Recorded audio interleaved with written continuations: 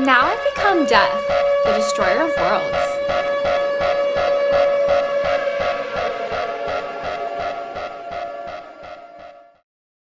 Welcome to Spoiler Alert. I'm Ryan.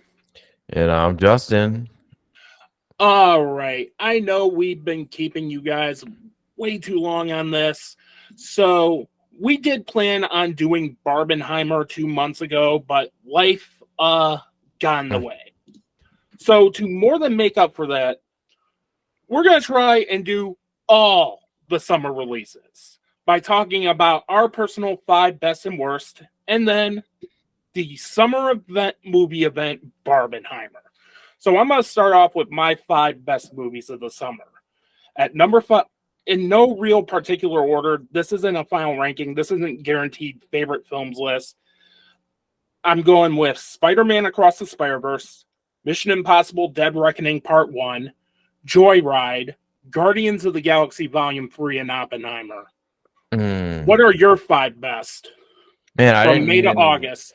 I didn't even realize that we could count Guardians. I forgot about that. Yeah, it came out in May. So I would say that's perfect because I only had 4. What were yours again? Spider-Man Across the Spider-Verse, Mission Impossible Dead Reckoning, Joyride, Guardians Volume 3, and Oppenheimer. Yeah, so Spider-Man Across the Spider-Verse is on my list high. I mean, in no particular order, but that thing was just fucking incredible. I mean, what a triumph that thing was. So Spider-Man Across the Spider-Verse, Mission Impossible Dead Reckoning Part 1, Oppenheimer, I will say Guardians of the Galaxy, since you did. That's good. And then also I'm gonna pop in Teenage Mutant Ninja Turtles. There you go. We pretty much have the same list. You're right. Except for Teenage Mutant Ninja Turtles. So this is gonna be super easy. Right. Like, the one thing I loved about Guardians of the Galaxy Volume 3 is that it felt like an actual fucking movie. After I watched the worst movie in the MCU with Quantumania. Like, Quantumania for me was a Jonathan Majors performance away from being a no-star movie. Like, I sat through that and I'm like, oh my God, it's making me like fucking Taika Waititi. It's like with Quantumania, you have like Jonathan Majors giving like a performance as if he's in the Denis Villeneuve version of this film. Yeah, and he's then great. You cut to rejected Rick and Morty characters, which just feels out of place for what this is trying to set up. But back to the good movie. Guardians of the Galaxy Volume 3, sorry, Toxic Snyder fans, I'm going to say this. This movie is hardcore Snyderverse in tone. Like, it's setting up some really dark shit. Like, I love the fact that James Gunn just basically gave the middle finger to Kevin Feige and said, fuck you, I'm putting your toy sale on life support. Right. Yeah, I mean, it was extremely dark, and it felt like an end. You know, it felt like the proper post Endgame movie, because, you know, as much as you wanted that team to be together and this, that, and the other, they just weren't. It wasn't going to end up that way, and there's a lot of pain in there and a lot of darkness and a lot of death, and it feels dark, and it feels heavy and dirty and whatever. But man, I mean, it stays with you months later when they get to the planet and like all the animal people and whatever. Like this guy is crazy. He's like, you know, creating human animal hybrid kind of whatever, and then he's like it's just so good, and it's like worth multiple rewatches. And so I think it was pretty rad, and he kind of tied up all the loose ends with Adam, and, you know, all the fucking the golden people and all that stuff. So I thought it was really good. And Adam Warlock for me was like the sticking point for this film, because I was hardcore going to give this like my first 5 stars since the Avengers. And then you have Adam Warlock just kind of underwhelming in this. Yeah, I think that there's a opportunity there for him to. I think that was done. To be honest with you, I think that was on purpose because I don't think you can bring someone that powerful into a story that's already crammed and have it work, right? If he's like overpowered as shit and whatever. So to make him sort of like a baby with all these like insanely like crazy superpowers that he doesn't know how to use, I think was really smart. I was kind of smart to dumb him down and in doing so kind of pull his power level way down, right? And now he is a guardian at the end of the film, and he's learning with the right people like how to use his strength. So I think that was a superior move. That's just Yeah. good writing, you know. Yeah, I just kind of wished he was developed a lot more. Otherwise, Sure. it would have been like my first 5-star film since in the MCU since the I Avengers. think we'll get that down the line. You know what I mean? Dude, they're gonna make more Guardians of the Galaxy movies. I mean, Oh they yeah. they just are. Mhm. Wait, All was right. So was Sylvester Stallone in this one? yeah, he was briefly. I don't remember. Yeah, he's briefly in it. Which segs to the next one, Spider-Man Across the Spider-Verse. And for the first 2 hours of this movie, this was another 5-star film for me. I was leaning 5 stars throughout most of it. Like the opening sequence involving Spider-Gwen playing the drums, and she's taking the stress out. She's flipping the opening of the original into the Spider-Verse. And I'm just hanging on to her every word. Mm-hmm. Yeah, I mean, I think this was fun and it had the adventure and the whatever, but there was something brewing in the background. And when you get to what that is and how Miles was never supposed to be bitten and his spider was from Yeah. another I mean, Jesus Christ, what incredible. I think how crazy the 2099 Spider-Man was, and like how angry he was about it and whatever. I just think it just works on so many levels. The one thing I never, because I got really busy this summer and wasn't able to research it, but I did hear that there were multiple versions of this film in different theaters. What's that about? Yeah, apparently there are different scenes that play in different theaters. But how does that affect the story? It really doesn't. It's just alternate clips, basically. Huh. So Well, they're kind of building on that yeah, and like multiversal theme. right, and I know that it's because of the writer's strike, which is now over. Which happy day there. But I know Sony has put this thing on ice indefinitely, but that can't last for. I mean, they're gonna have to make the second part immediately. But Yeah. I think, to be honest with you, this one is in my top three. I would have to say. I mean, Yeah. it was just so good, and it was just felt so. I hadn't seen a sequel like that, to be honest. Like a sequel that was that good. It just Hmm. push it since like Empire Strikes Back or The Dark Knight Rises. Or sorry, no, sorry, I did not say that. The Dark Knight. Yeah. It just felt like really everything was really well earned, and there were so many cameos, and it was just such good quality. You could feel the angst and the pain and all of that. And dude, these movies look so fucking striking. Yeah. And the animation in Across the Spider-Verse is next level. Like they leveled up with this. Yeah, they did. To the point where it's like I rolled a little bit when they were trying to cancel Lord and Miller for saying, "Oh, they overworked these people." I'm like, but do you see the results? This isn't Yeah. fucking Sausage Party. Yeah, yeah. I don't mean to be that level of dick about that, but yeah. but I was so on board with this movie until the last 20 minutes, where it just felt like they were doing the Return of the King endings, Mhm. where it just felt like they didn't know where to end it. Right. I gave it a 4 out of 5 for that, but otherwise, I was in the bag for this movie. This movie's a lock for Best Animated Feature. Hell, I think it should be nominated for Best Picture. Yeah, but I agree. It probably won't. No. All right, which segs to Mission Impossible: Dead Reckoning Part 1. Do you want to go first? Yes, I fucking love this movie.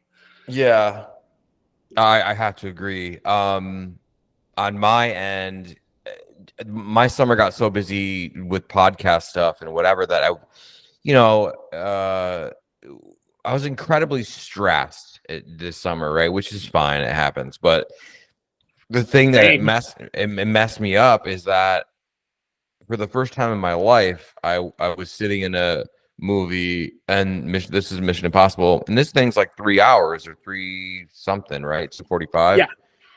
Yeah. It went by in the blink of an eye. I can't even really remember any of the action pieces except for the airport, where they try to defuse a bomb, and then also the train, obviously, because that's an easy one.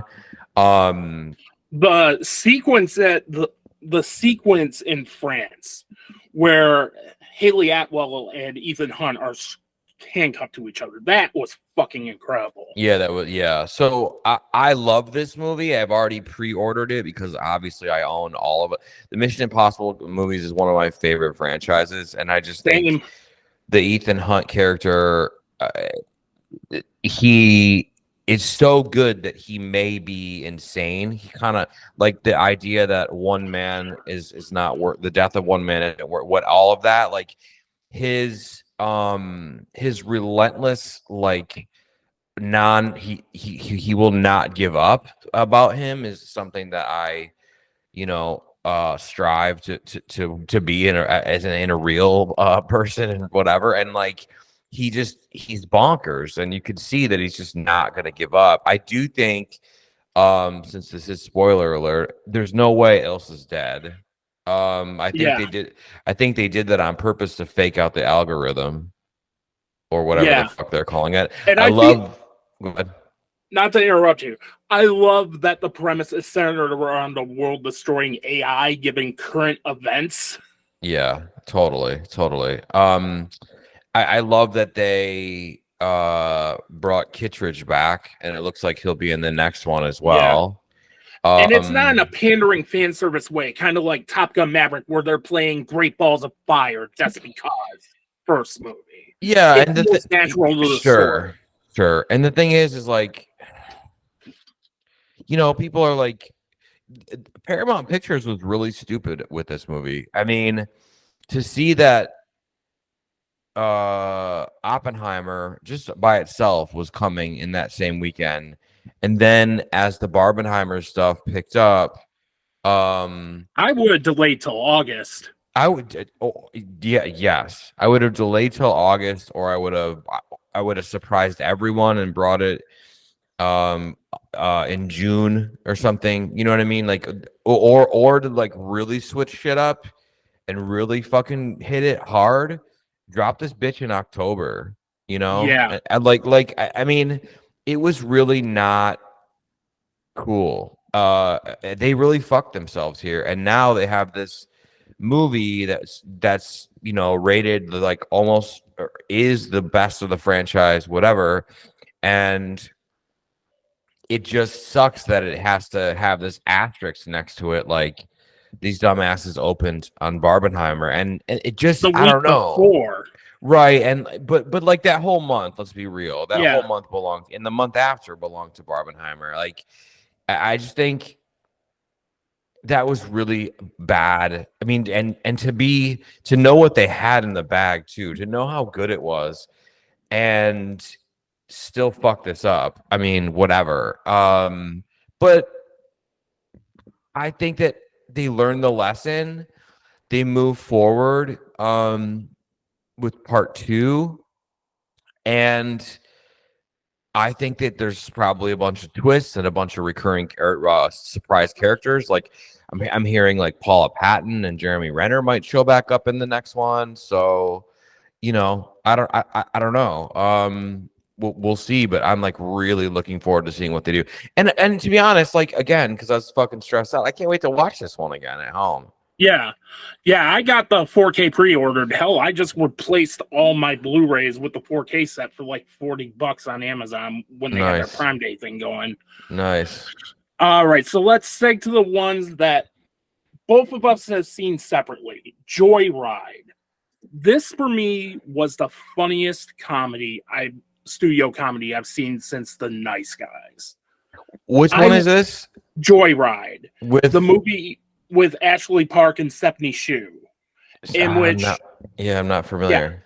yeah, the story is basically Stephanie Shu and Ashley Park are close friends, and Stephanie Shu convinces Ashley Park to find her parents in China while Ashley Park is on this business trip. It's at this point Ryan realized he meant to say Sherry Cola instead of Stephanie Shu. I chose Stephanie Shu because she just got nominated for an Oscar and was the bigger name. I'm sorry. Mm-hmm. And it's basically The Hangover, but with Asian women in it. Mm-hmm. And I love the hell out of this movie. Like, the comedic timing Ashley Park has in this movie is stellar. Stephanie Shu has cemented herself to be a future A-lister with this. I also love the BTS Stan character in this, in which there's this genuinely heartbreaking scene where you think they're not going to come through with this, and then they have a Korean girl group fan group come out of nowhere. And then that's when you see they perform WAP as what you see in the trailer as this band called Brownie Tuesday. Nice. And then Stephanie Shu, no, not Stephanie Shu, Ashley Park finds out her parents are Korean, so she ends up flying to Korea. And she gets this really powerful scene with Daniel Day Kim where she finds out her mother died after she gave birth to her. And Daniel Day Kim plays her biological father. And she gets that closure. And Ashley Park and Daniel Day Kim are acting their asses off in this scene. It's a really good scene. Yeah. In what is otherwise this gross out fucking hard R comedy. And I love like comedies like that where there's more to it than just gross out raunch. And there's a lot of great scenes in this. There's a lot of great comedic timing. There's a lot. Right. Mm-hmm. I highly recommend seeing it if you haven't seen it. No, I will. I just need to get to a place where my life is fucking more balanced.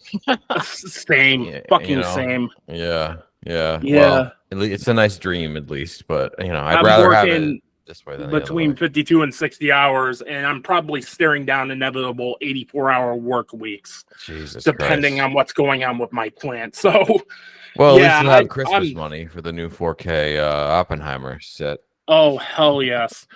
All right. Then let's go to Teenage Mutant Ninja Turtles Mutant Mayhem. Yeah. We're going to be old school Siskel and Ebert on this because I thought this was just okay.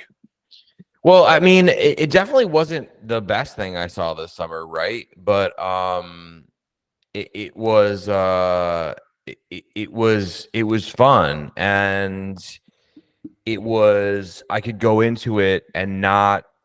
I think that's what I saw after Oppenheimer and Barbie, and I just was like, I'd seen these movies and we'll talk about Oppenheimer here shortly, but with TMNT, I was like, it was just fun, and it was just like funny, and it didn't play it too safe, and you get a ton of celebrities in there, and I thought they like pulled it out with fucking Splinter being Jackie Chan, and like, I mean, all of them are giving performances, unlike in Paw Patrol the movie, which I wasn't expecting to tie with Saw X. Yeah. Yeah, that's funny. Stay tuned for Saw Patrol. That's hilarious. I think that for me, there's just so much room to grow. And I love that they made the turtles a little younger because in the cartoons or even like in the original movie, which one of the best Hmm. comic book movies ever made. I don't care what anyone says. I love the Um, first TMNT movie. I don't yeah, care. yeah, yeah. No, it's amazing. It's in my top 10 like best comic book movies ever. I think that this was a good direction, because you have them younger, they're kind of silly, they've got like, their iPhones and they're sneaking out to watch a movie and like all of the stuff. But they really don't know how to fight that great. They're kind of good at it. They were taught by YouTube, which is fucking awesome. You know what I mean? So like Yeah, it gives them room to go in any direction. And the world felt like dark enough, the dark, gritty, like New York City stuff. And there was a lot yeah, of like Easter eggs. And I just thought, it was great. It was nice to go into a movie and have a nice little palate cleanser. exactly. And then you have, and where I say it's okay is like none of the humor really landed for me, but the animation was next level to the point where I'm curious to see what they do with Shredder in the inevitable next one Yeah. and the future TV show they're setting up. Is it the same like actors and stuff though, or no? Yeah, For the it's going to TV be the show? same actors, I Oh, believe. that's wild. All right. So anyway, we got most of the big summer movies out of the way. Let's get to the main Yeah, event, Barbenheimer. And sure. let's start with Barbie. Okay. Barbenheimer saved the summer Yeah. because if it weren't for these two movies coming out right around the time the Screen Actors Guild decided to strike, Hollywood would be fucked because you have two extremely hyped films directed by auteurs Mhm. going against each other. Both, and oddly enough, this is a phenomenal double feature. Yeah, it was. I saw Oppenheimer first, because it's kind of doom and gloom. And then I saw let's see. Um yeah, I saw Oppenheimer first, it's kind of doom and gloom, right? And then I saw Barbie the following night. So Thursday was Oppenheimer, Friday was Barbie. I did the full Barbenheimer, but did it the other way around, Barbie then Oppenheimer. Yeah. And I Yeah. had the literal T-shirt too. Nice. And I was Yeah. getting stopped for it numerous times. And I went Yeah. to Ann Arbor because I wanted to see Oppenheimer in its big screen glory, in its IMAX glory. Yeah, I think I don't know. I just think that Barbie was good. I took my girlfriend, and she obviously is a big fan, and like, she liked it. And what was interesting is I think just like a couple of weeks ago, she said that she liked it. It was colorful, it was fun, it was women's empowerment and all the things. But she actually told me, which surprised me, that she felt it's a really good perspective, is that she felt it was a missed opportunity. And Yeah, that's that's an interesting play because those, the previews, the original things, and like, how they spoofed like Kubrick's 2001 with the Barbie and mhm. like whatever. Like, I don't know, they could have, I don't it feel I mean, it was good and it was fun, and the Mattel and fucking Will Ferrell and all that stuff. I thought that was all of that was great. I thought they focused more on Ken than they did on Barbie, which is kind of weird. Which is fucking hilarious because of Yeah. Ben Shapiro's fucking hissy fit. I mean, Yeah, I Margot mean, Robbie could turn to the camera and say, Ben Shapiro, that goatee looks really hot on you. I'd totally make you a sandwich. And he would still fucking bitch about the movie. yeah, well, he just needs clicks. Yeah. But I liked it. It was fun. Yeah, I I went to dug the hell out of this yeah, movie, but it's my going to be an honorable mention, if anything. I won't be surprised if Criterion announces a Lady Bird or Little Women 4K within 6 months. Oh yeah, that's great. Yeah, I mean, I just think we'll probably see a sequel in the next 2 to 3 years. And I know that like Mattel is like building their which is the wrong empire. fucking lesson they're taking away from this. Well, of course, but those guys are just fucking robots, you know. Yeah. And they don't mind if every movie is made by robots forever. There's nobody in there that's trying to like save cinema or whatever. So they don't care. But I do Lena think that Dunham's Polly Pocket. That is Right. all you need to Yeah. know about how Right. shitty of an idea they have. Yeah, it's terrible. I hope they expand. Like, I love that. The one thing I loved a lot about Barbie. I thought it was a lot of fun. My screening was like a party. People were drunk. Yeah. People like falling down and shit, and everyone was dressed like Barbie. I took a ton of pictures for a ton of people, and I think the marketing. This was one of the best marketing jobs of all time. But for me personally, and like, you know, this movie wasn't made for me. I'm a fucking heterosexual white dude, so like, Same. you know, it wasn't made for me. But I still enjoyed it, and I was still heavily invested in the story. Yeah, we're both straight white males here. We're the evil demographic, and we both dug the hell out of this movie. Yeah, it was great. Yeah, and I think it goes to show you like just how fragile a lot of dudes are. They were getting that upset about you know, a Barbie movie. Yeah. I am eagerly awaiting the 4K because one of the video ideas I have planned is roasting Ben Shapiro's video. Oh yeah. And I always thought that a missed opportunity, like, you know, there's that song "I'm Just Ken." Someone could spoof that and make that "I'm Just Ben" and like totally write a whole song about how shitty he is. I'm pretty sure somebody's already doing that right now. But one thing's for sure, I think this will be a dark horse Oscar contender. That's a good call. Yeah. I can see picture for this. Robbie, Best Actress. Gosling, Best Supporting Actor is more than likely a lock. Gerwig's going to get in for writing and directing. Rodrigo Prieto is probably going to get in for cinematography. And speaking of Gosling, this movie makes me want Nice Guys 2 so fucking bad. Yeah. Come on, David Zaslav. It's $15 million. There are 2 straight white males attached to it. You can make that movie happen. Yeah, I think, I mean, and they might. I don't know. I know Ryan Gosling is attached to like a Ocean's 11 prequel or something, so that could be cool. But he's such a great actor, man. Everything he does is great.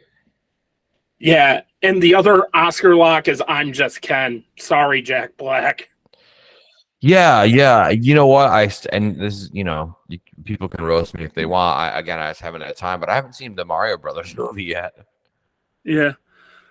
It's pretty good. I had the 4K. Like, I liked it enough to buy the 4K for cheap. Right.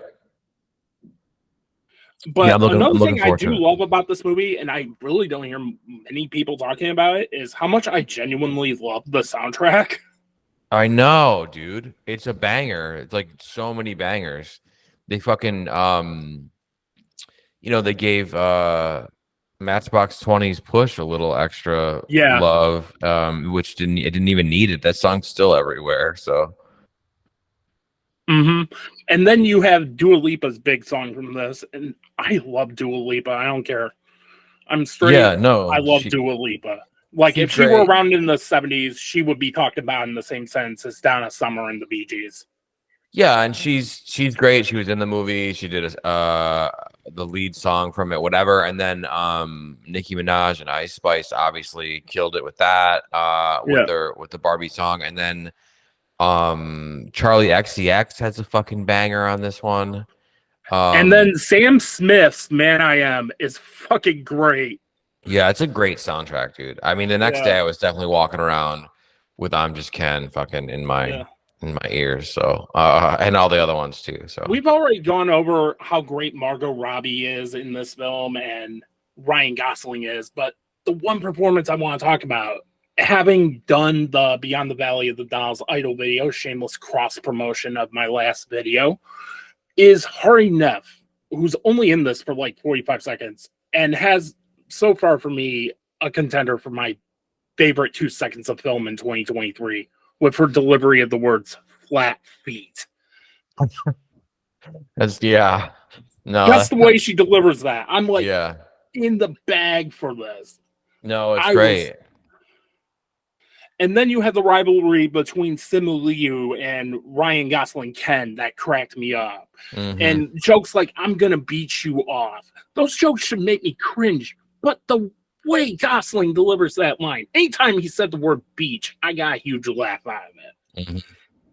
Yeah, no, it's awesome. I also, the thing that I thought was interesting is it did feel a bit all encompassing, which is nice. And I love that they had Rhea Perlman in there as the creator of Barbie, and I love that they didn't shy away from how complicated her life was. And she talks about being bankrupt, and and I might be mistaken, but she also talked about like alcoholism or drugs or something in there too. So like, I don't know. I think if that America Ferrera wasn't being pushed for supporting actress, I'd push Rhea Perlman. yeah, because I think supporting actress is going to be stacked this year. But it's just great that they wrote the creator in there, you know? Yeah. Or the creator's ghost or whatever they called it. And there's a lot of great physical comedy in this too, like how Margot Robbie falls down and it's like a doll, or they're drinking like they're action figures. Yeah, and it's real. It doesn't shy away from. Yeah, Depression Barbie cracked my shit up because one of my other favorite scenes of the year was the opening scene of Megan, where they're advertising perpetual pets and the kid lost his pet. The kid lost her pet, and then here's this perpetual pet, and it's like this happy-go-lucky perpetual pets. Yeah, pull that up. That's great, and the fact that they do use deep cuts characters like Skipper, Midge, and Alan, and you have a lot. I'm trying to rush through this. But there are issues with this. I couldn't stand America Ferrera's daughter. Like, anytime she was on screen, I was like, shut the fuck up. Yeah, I mean, I was okay with it. And then you had Will Ferrell, who you could have wrote him out of the movie and nothing would really fundamentally change. He's just playing Professor Business again, but not in like the cool mid-act reveal way, like in the Lego movie. He's just kind of repeating the part. He's just kind of missed for me this year. Because I just watched Strays and that movie sucked. Yeah. Jesus Christ. I didn't see that one either, but I saw some clips. I thought it looked interesting, funny, at least. All right, so let's get to one of the big points of contention if you're a Zack Snyder fan. The Zack Snyder's Justice League joke. It's like I've been in a dream where I was somehow really invested in the Zack Snyder cut of Justice League. Which I think is fucking stupid. And if I were a Snyder fan, which I am, I'd put that particular joke on a t-shirt and sell it and raise money for American Foundation for Suicide Prevention. But that's me. Because the scene in question put Zack Snyder's Justice League in the same pantheon as The Godfather. If anything, that's a compliment. Well, what's the joke? The joke is that they're film bros who think that The Godfather's an instant classic, and so is Zack Snyder's Justice League and all that. Like, that was the stuff I was really digging. Where they're trying to explain to them who Robert Evans is. Like, and there's a point to the Kens being assholes. This isn't Black Christmas 2019 or Charlie's Angels 2019, which just feels like the filmmakers read Baby's first feminist theory and forgot to make a movie. Yeah. And when you see it play out, it's like they want to be on equal playing ground.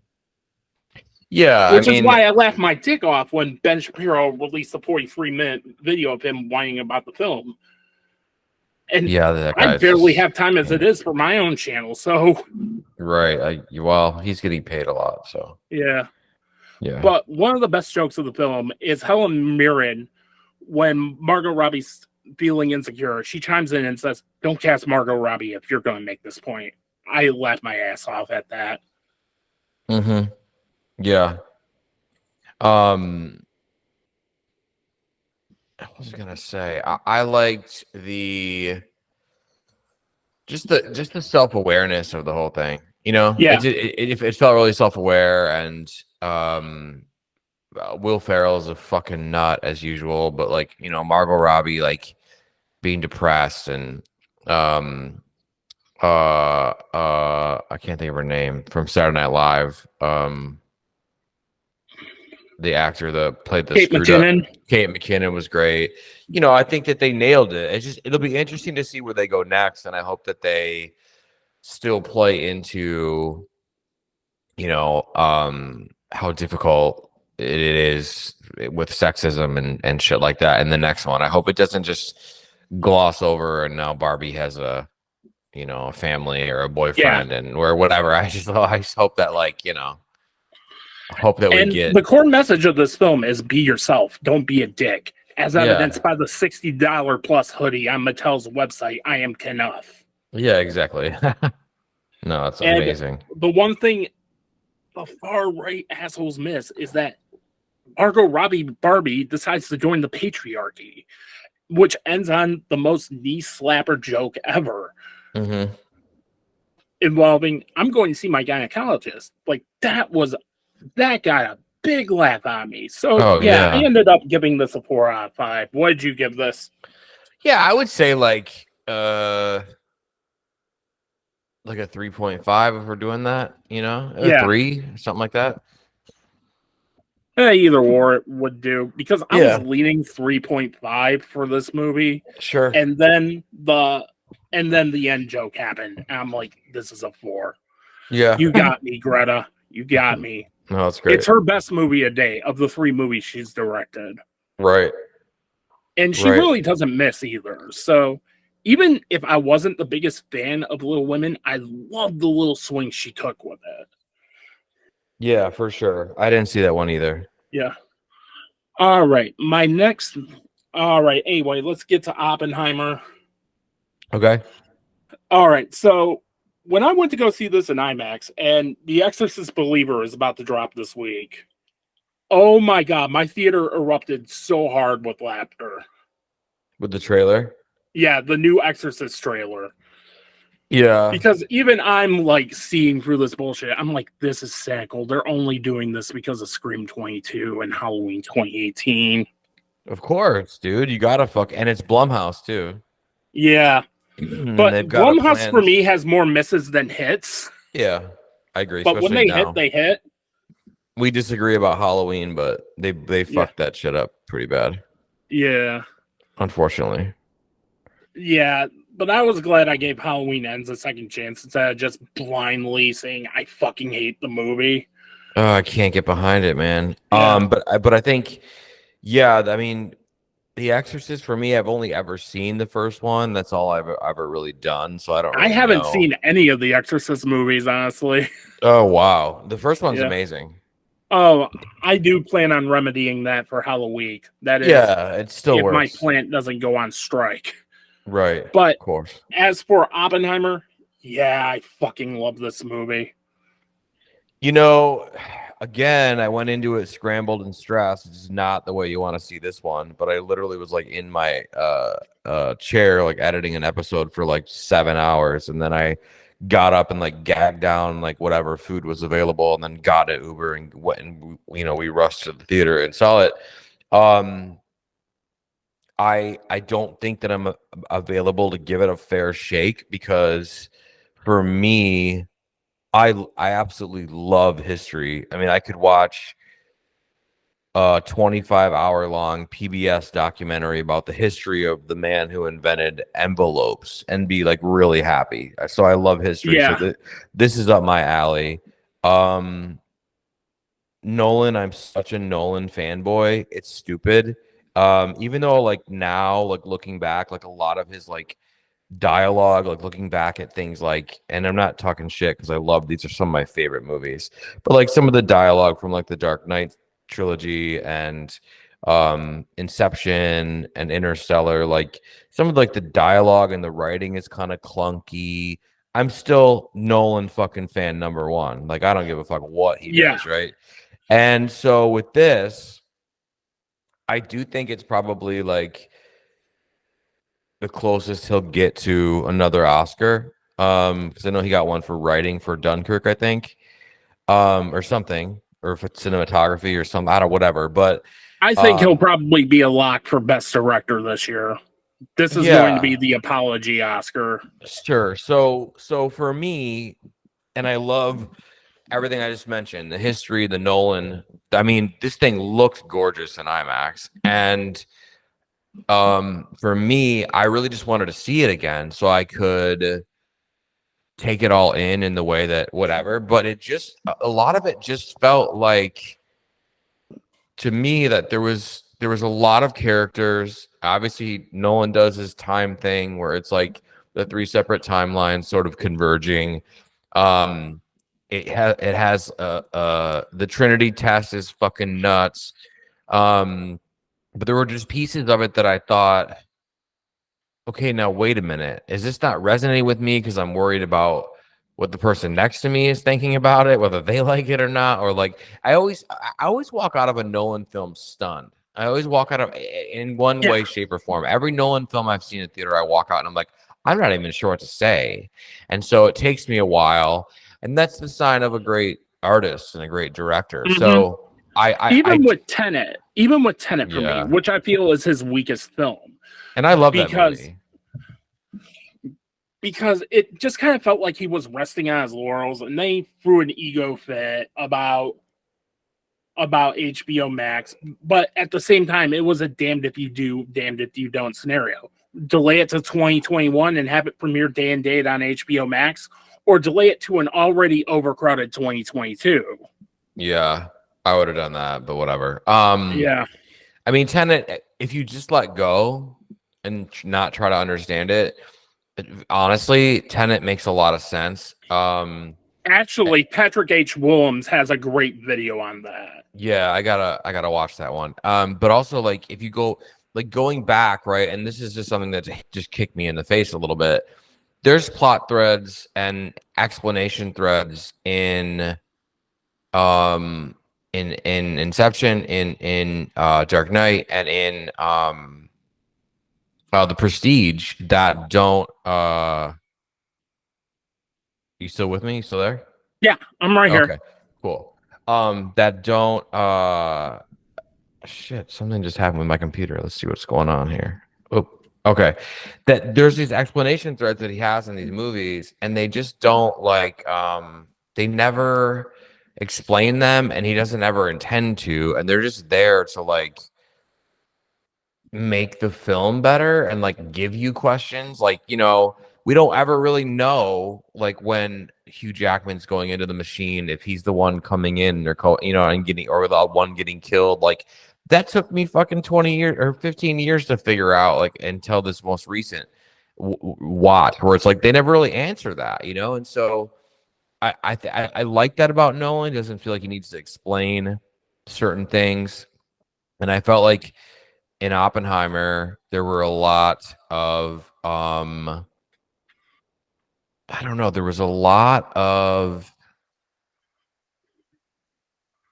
a ton going on, and so I just wasn't able to wrap my, and then at the very end, when you think it's about to be over, there's another 45 minutes of the Robert Downey Jr. stuff, and it's like, holy shit, it's a lot of movie, you know? And so I loved it, but I just want to see it again to really, you know, whatever. And so when that comes out again, I'll give that a watch. But only Christopher Nolan could make a film like this and have it be a nearly $1 billion theatrical run film. Like this doesn't work 10 years ago. This doesn't work with any other director. And like it was just too technical and whatever. And people were just there for the spectacle of it and whatever. And you know, they should give that guy an award just for finding a way to he's the greatest teacher of all time. Like all the kids that were asleep in physics class, you know, and like just put this on and text your partner for 3 hours because the kids will pick up on this, you know. And so he's a magician to me because to be able to do a movie like this or Dunkirk and have people actually this interested in it, that's his greatest strength. Yes. Yeah, the one film that came to mind with me when I watched this was JFK, and that's one of my all-time favorite movies. Yeah, in me which too. it's talking about not just the Kennedy assassination, but the aftermath as well. And coincidentally, towards the end of the film, he's a key plot point. And he's kind of like name dropped like it's an Avengers movie. Like, and I kind of love that angle. And for me, I get what you're saying. Like, you need to watch it multiple times to understand. There are plenty of movies where I have that. Where Last Jedi is a prime example of this for me, where I originally gave it a 2.5. And then I was like, maybe that's because I worked 14 days straight at the time I first watched that. I need to give this another chance. So I waited until hype died down, went to go see it again. And I'm like, you know what? Yeah, this is actually a pretty good movie. And then I impulse buy Last Jedi for like $5 used. And I'm like, you know, maybe I should watch this again. And that's where it clicks. I'm like, yeah, I get it. No, fuck you, white supremacist assholes. This is a good movie. Yeah, I love The Last Jedi. Yeah. I hate Star Wars, but I love Last I Jedi. have yet to see Ashoka, by the way. Because I was just so put off from the Obi-Wan Kenobi bullshit. And I love that show. Dude, I haven't seen a single Star Wars piece of content, whether it's a show or all that's come out of shows. I haven't watched any of them because I cannot get over Rise of Skywalker. I cannot get over how big of a piece of garbage that was.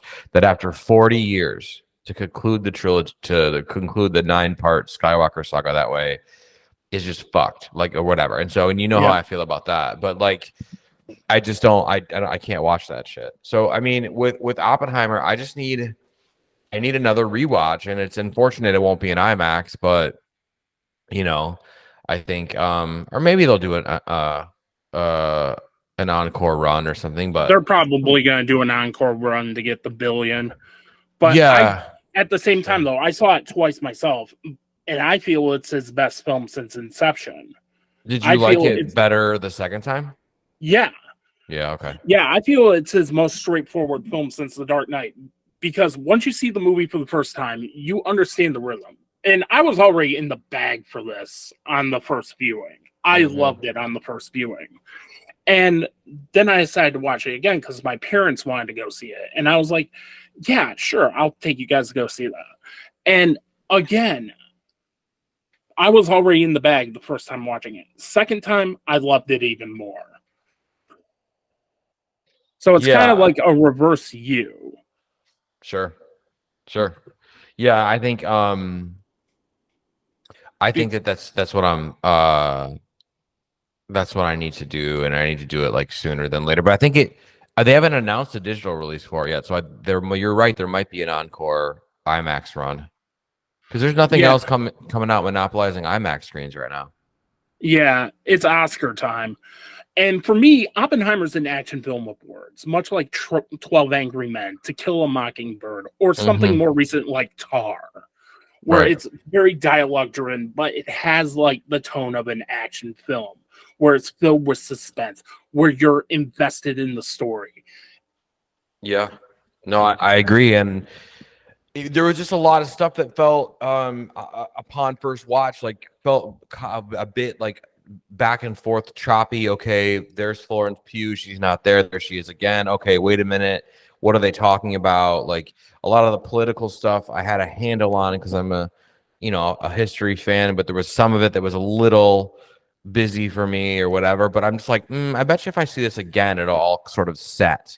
Sort of like looking at like a cake before it's done, And so for me, it took me two screenings of Inception to really figure out how I felt about it. It took me, I mean, there's some of his films just blow me out of the water, but like, shit, I think Dunkirk is one of his best. And The Prestige is one of my favorite movies of all time. So, again, I'm such a Nolan fanboy, but with this one, I just, maybe it was my OCD or maybe it was my stress levels, but I just need to see this one again so this thing can set, Yeah, but I love it and I appreciate it. And I think the ending was amazing.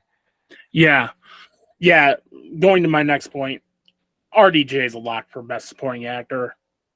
Just give him the Oscar. Yeah, and I love how his assistant, right? Yeah. His assistant was like he turned into a like an asshole to him, like after he found out he lied to him.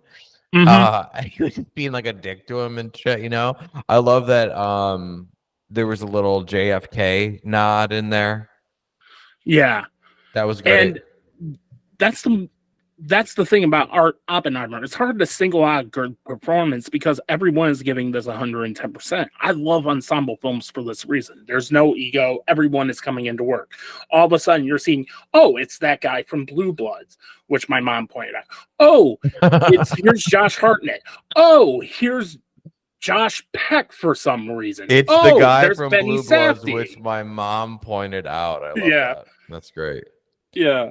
Yeah, and for a second, Nolan, he fucks around with horror for a little bit. Like after when he's giving that speech and there's that crazy screaming sound that he hears like from the audience, they move in a really messed up direct. Like that's scene my favorite scene of the year. Yeah, for sure.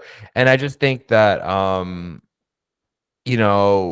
what confused me was just how confusing Oppenheimer was as a guy, as a man. And I think, he built this thing because they could, right? Because he had to build it before anybody else. And he didn't think they'd use it. Then they used it immediately. And then he's sort of for it. We should have dropped it on this person. And then he's like, oh, shit. And he's sort of against it. So it's like again, that sort of stuff didn't set in for me quite as clear as I wish that it would have. So I can't wait to see it again. I'm actually really excited to see it again. Yeah. I love the Trinity scene, the silence as the Trinity explodes. Mm-hmm. And the one thing I do love about this is how it explores Oppenheimer's communist leanings. And I'd argue that Oppenheimer is more woke than Barbie is, as Nolan is saying with his whole chest that if it weren't for communists, World War II wouldn't have ended.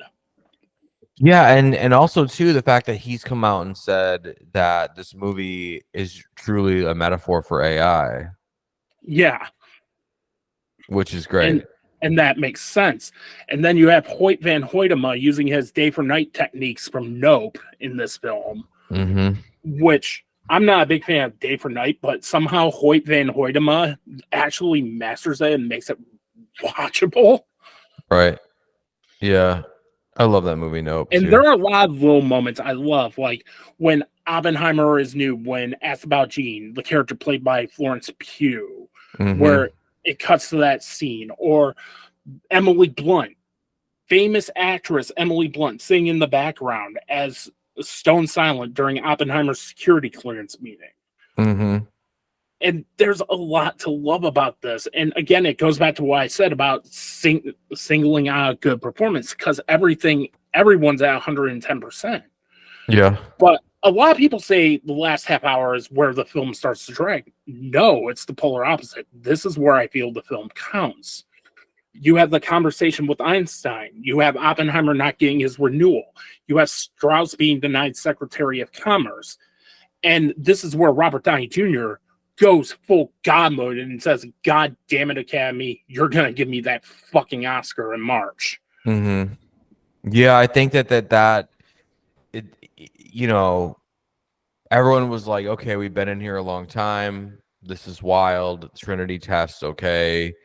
They're grilling the guy or whatever. But then there is another half hour, 45 minutes with Robert Downey Jr., which is good, but it definitely stretched it out. It definitely was like because it does go for another lengthy. That's kind of where the twist comes a bit. There's no Nolan movie without a twist, and there was the twist. And I watched Nolan and Robert Downey Jr. do the autocorrect interview, And Nolan is interviewed about how he directed Robert Downey Jr. And he just said to Robert Downey Jr. right beside him that he basically couldn't be Tony Stark. He had to become a different character. Right. And you could see that in Oppenheimer. Oh yeah, he's an asshole. And of course, you have that already iconic final shot of the Earth exploding with the cut back to Oppenheimer's face. Mm-hmm. Mm-hmm. Yeah. I mean, go ahead. Go ahead. Well, I mean, this was the only Nolan film, this is the only Nolan film that ended in silence, because when it ended, there was no applause. And usually when I see it in a preview screening in IMAX, people are just going ham bone crazy applauding, but this was dead silent. And that's how my I knew. theater was that way too. And my theater was sold out. Yep, same here. And it felt like a funeral procession walking out. Mm-hmm. It really did. And here's what Hollywood needs to learn from Barbenheimer. Make movies people want to see. Keep them medium budget. Have that perfect balance of counter programming in theaters that will keep everyone coming to the theaters. And for the love of Christ, I don't want a fucking Mattel or World War II cinematic universe or cynical Hollywood suit-sponsored movie pairings like Saw Patrol, which, yeah, stay tuned for that. No, that's hilarious. Yeah, Lionsgate was going all in on trying to make Saw Patrol a thing. But they did do something really clever where they took Billy the Puppet from Saw and basically recreated the Nicole Kidman ad. And AMC just ordered a cease and desist on them. I'm like, oh, wow. my God. He was doing you a favor, number one. Number two, if I were Lionsgate, I'd countersue because that's clear fair use. Yeah, that's awesome. Yeah, they should. But obviously, I gave Oppenheimer 5 stars. It's my second 5-star film of 2023, right behind Argue There, God's Me, Margaret.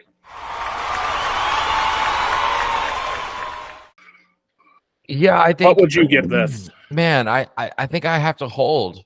I think I have to hold my rating until I see it again. Is that fair? Or do you want me to... that's absolutely fair. Yeah, so we'll table mine and I'll give it to you in the next episode, hopefully. All right.